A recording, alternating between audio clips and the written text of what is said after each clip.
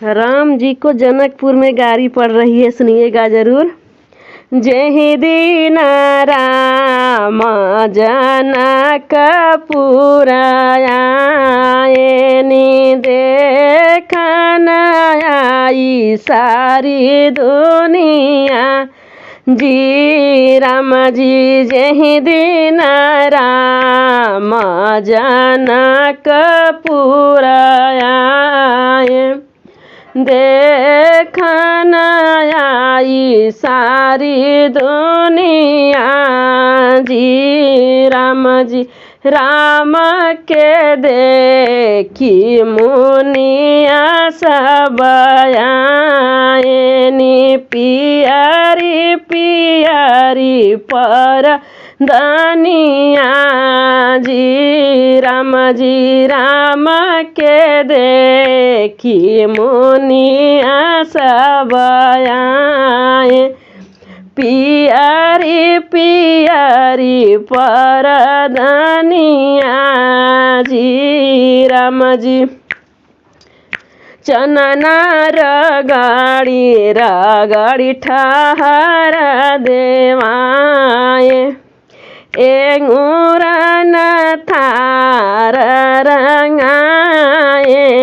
जी राम जी सोन के कटोरवा में घियाना दलिया परोसे, ऊपर ने भूला रस गारी। जी राम जी मुंगिया दरिया दरी दलिया नवाए, मोती सारे चौरे कभतवा।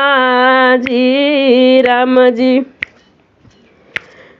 जेवन बैठले ओन्हा चारू भैया, देथी सखिया सब गारी।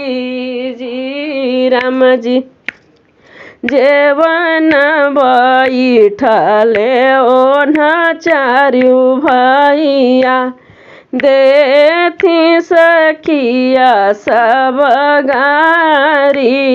जी राम जी हम उहाई तीनों लोक ठाकुर, काहे हम देथु तू गारी। जी राम जी जब तू हो तीनों लोक ठाकुर, काहे बदे आया ससुरारी। जी राम जी दशा सुगारी देवाव ससुगारी, ले मई पटुका पसारी। जी राम जी जैनी जूठी जब चमन लागे, सासु से मंगलन विदाई। जी राम जी हमरे तलाल देवई के किछु नाही, देवई मई राधिका दुलारी। जी राम जी हमरे तलाल देवई के किछु नाही, देवई मई राधिका दुलारी। जी राम जी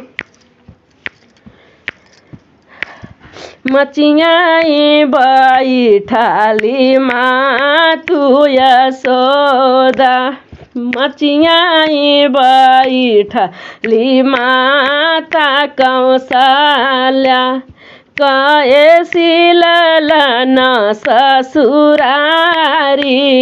जी राम जी ससुर तहायन तीनों लोक ठाकुर, सासु गंगा जल पानी जी राम जी सालिल सर जय अधिक पियारी सार बढ़े अभिमानी जी राम जी नवाई मास बेटा मोरे कोखी रहल कबहू न कैल बड़ाई जी राम जी एक ही राती बेटा गैल ससुरारी सासु कहे तनी बड़ा आई जी राम जी